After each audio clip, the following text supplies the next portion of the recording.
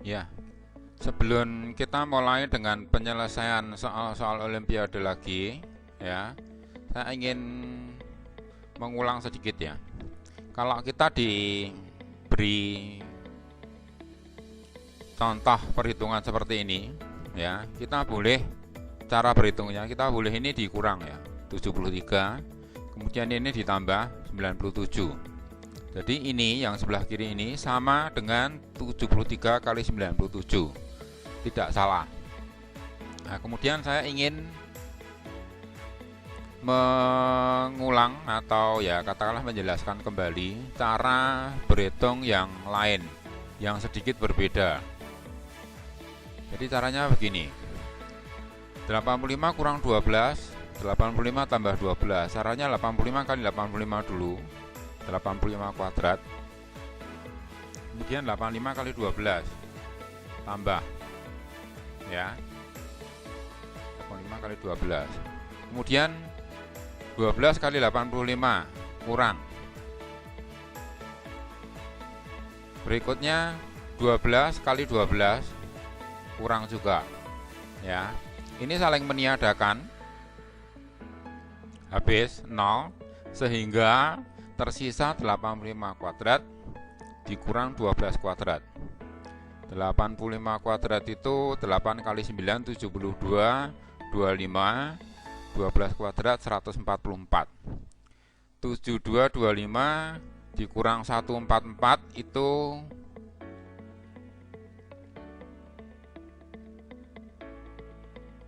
7081. Ya, sekali lagi kita bisa berhitung dengan cara ini, bisa berhitung dengan cara ini. Jadi kalau 85 kurang 12, 85 tambah 12 itu bisa dihitung seperti ini ya, atau seperti ini ya. Cara berpikirnya ini ditunjukkan panahnya, 85 dikalikan ini dulu, begitu. Kemudian karena ini bisa dihitung dengan ini, maka dalam kasus yang lain seandainya kita ketemu 505 kuadrat dikurangi 495 kuadrat, maka bisa ya, ini kebalikan dari ini ya. Jadi 505 dikurang 495 kali ya, selisih dikalikan dengan jumlahnya 505 kali 495. Ini 10, ini 1000. 10 kali 1000 itu 10.000. Jadi meskipun cara ini itu terkesan agak panjang, tetapi bilangannya itu lebih sederhana, lebih mudah. Kemudian panjang itu cuma menjelaskan asal ya, asal usul dapatnya ya, katakanlah perubahan dari ini ke sini, dari ini ke sini. Kalau kita sudah tahu, maka kita bisa gunakan cara yang lebih mudah ya. Dalam contoh yang pertama kita ubah jadi selisih kuadrat. Pada contoh yang kedua, selisih kuadrat kita ubah menjadi perkalian selisih kali jumlah. Ya, terlihat kemudahan yang ditawarkan dengan mengganti selisih kuadrat menjadi perkalian selisih dan jumlah. Nah, nanti ini pemahaman ini akan kita gunakan dalam beberapa solusi untuk penyelesaian soal Olimpiade yang sebentar lagi akan kita bahas.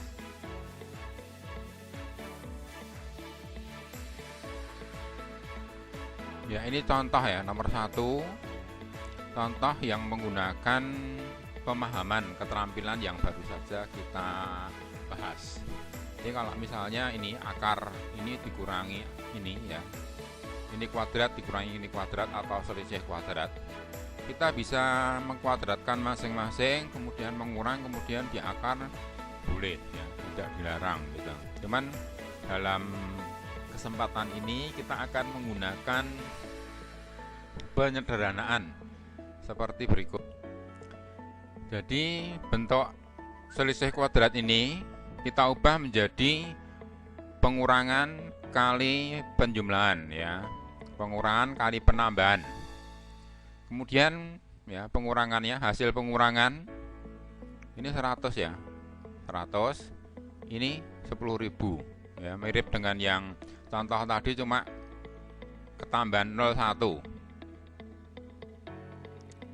Jadi kalau tadi 10 kali 1000 jadi 10.000, kalau sekarang 100 kali 10.000.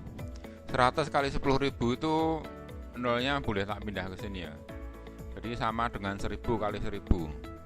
Akar dari 1000 kali 1000 itu 1000 ya, jawabnya C 1000.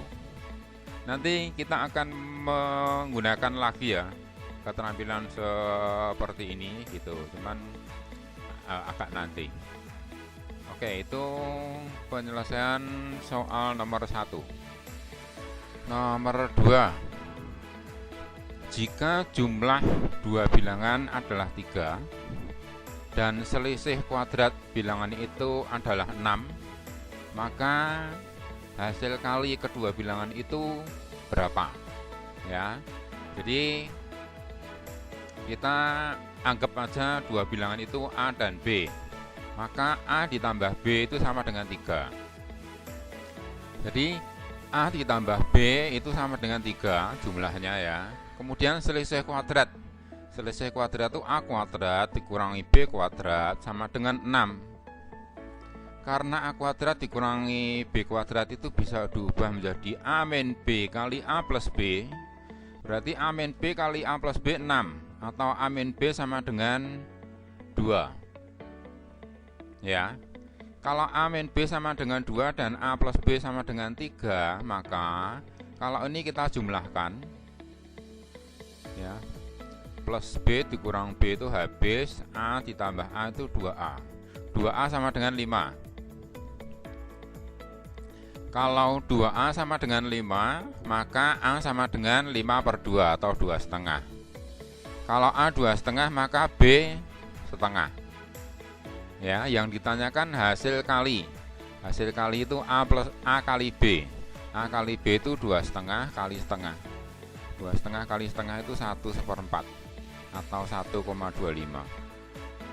Ya, ini kita menggunakan lagi perubahan atau persamaan A kuadrat dikurangi B kuadrat menjadi A min B kali A plus B.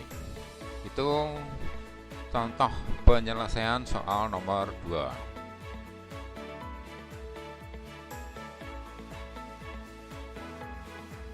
Nomor 3 ya. Jadi nomor 3 begini, rata-rata dari 9 buah bilangan adalah 6. Kalau rata-ratanya 6, bilangannya 9, berarti jumlahnya itu 9 kali 6 atau 54. Itu dulu ya. Kemudian jika satu di antara ke-9 bilangan tersebut dibuang, satu di antara 9 berarti tersisa 8. Rata-rata dari 8 bilangan itu 6,5. Bilangan yang dibuang adalah, kita hitung dulu ya. Jadi ada 9 bilangan, rata-rata 6. Berarti 9 bilangan dengan rata-rata 6 tadi jumlahnya, atau biasa disebut S ya. S atau sum atau jumlah dari 9 bilangan itu 9 kali 6 54. Kemudian karena dibuang 1, maka tersisa 8 ya. 8 bilangan rata-ratanya 6,5. Jumlahnya itu 8 kali 6,5 itu sama dengan 4 kali 13 sama dengan 52. Karena yang 9 bilangan itu 54, yang 8 bilangan itu 52, berarti bilangan yang dibuang itu 2. Ya, itu penyelesaian dari soal nomor 3.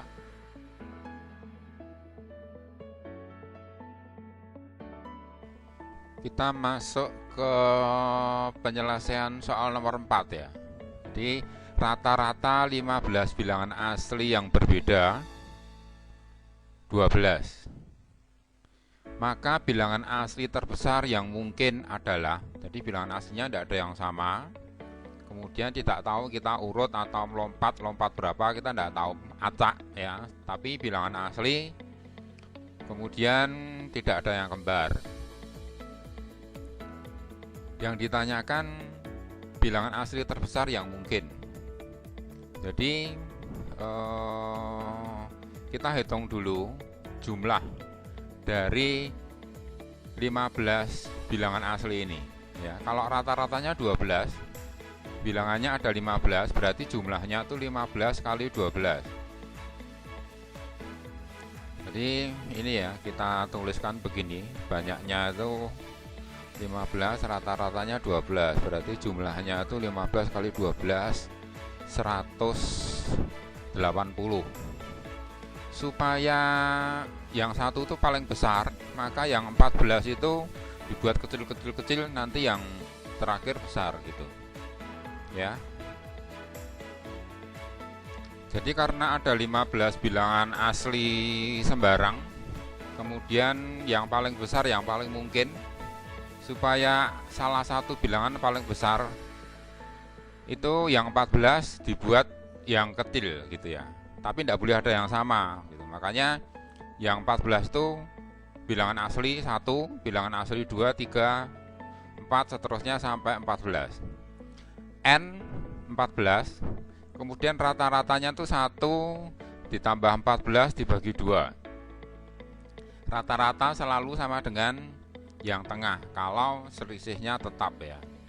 Jadi 14 kali 15 per 2 itu sama dengan 14 nya dibagi 2 dulu, 7 kali 15. 7 kali 15 itu 105. Sehingga karena bilangan 15 bilangan aslinya itu jumlahnya 180, maka bilangan terakhir ya 1, 2, 3, 4, 5 sampai 14, bilangan yang terakhirnya itu selisih antara 180 dan 105 atau 75 ya. Jawabannya yang B. Bisa dipahami ya, itu penyelesaian soal nomor 4.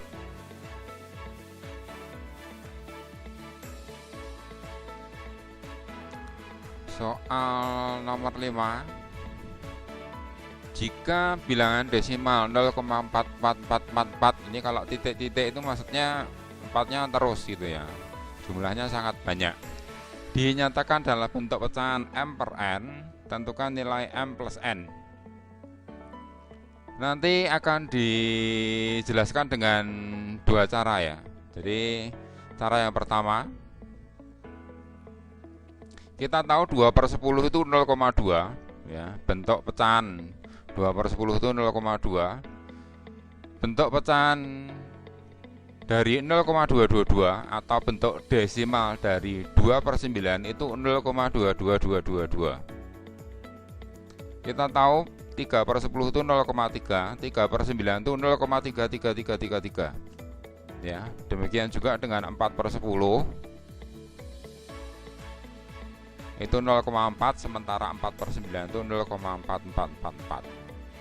Ya, sehingga 0,44 itu sama dengan 4/9 atau nilai M plus N itu 4 ditambah 9 sama dengan 13. Jawabnya yang D. Ya. Itu cara yang pertama. Cara kedua itu menjelaskan kenapa bisa dapat 0,444 itu bisa dapat 4/9. Ya. Ini cara keduanya. Jadi dimisalkan 0,444 itu X. Kalau dikalikan 10, 10X itu sama dengan ya, komanya digeser. 4,44-nya juga banyak sekali. Karena X tadi 0,44, maka kalau dikurangkan 10X dikurang X itu 9X.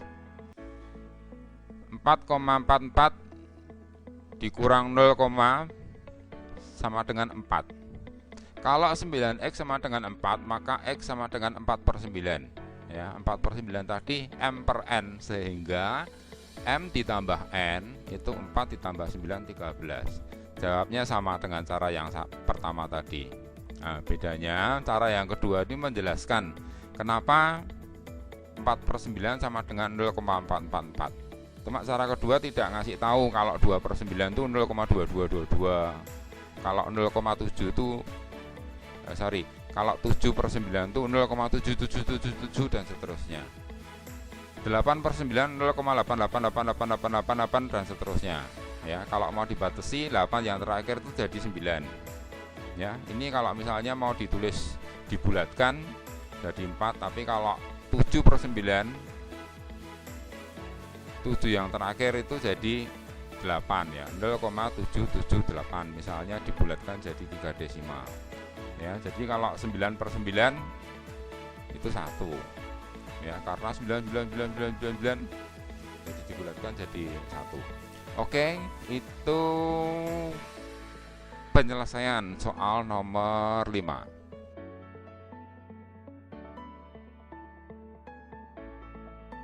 Berikutnya penyelesaian nomor 5 ya. Jadi jika X itu antara 5 dan 10 dan Y antara 2 dan 6, maka nilai minimum untuk X min Y kali X plus Y adalah, ini pakai logika dulu ya, logika sederhana gitu. Jadi supaya X min Y kali X plus Y nya itu minimum, maka ini X nya itu yang paling kecil, Y nya paling besar ya. Jadi kalau X nya kecil, Y nya besar kan dikurangi banyak, jadi hasilnya kecil ya. Jadi kalau kita sudah tahu supaya minimum itu X nya minimum dan Y nya maksimum, kita penyelesaiannya mudah sekali ya. Kita pilih X yang paling kecil itu 5, kemudian Y yang paling besar itu 6. 5 dikurang 6 itu minus 1. 5 ditambah 6 itu 11. Jadi minus 1 kali 11 itu minus 11. Jawabnya yang C ya, masih mudah, masih tidak terlalu sulit. Saya harap bisa dipahami dengan baik sampai soal nomor 5.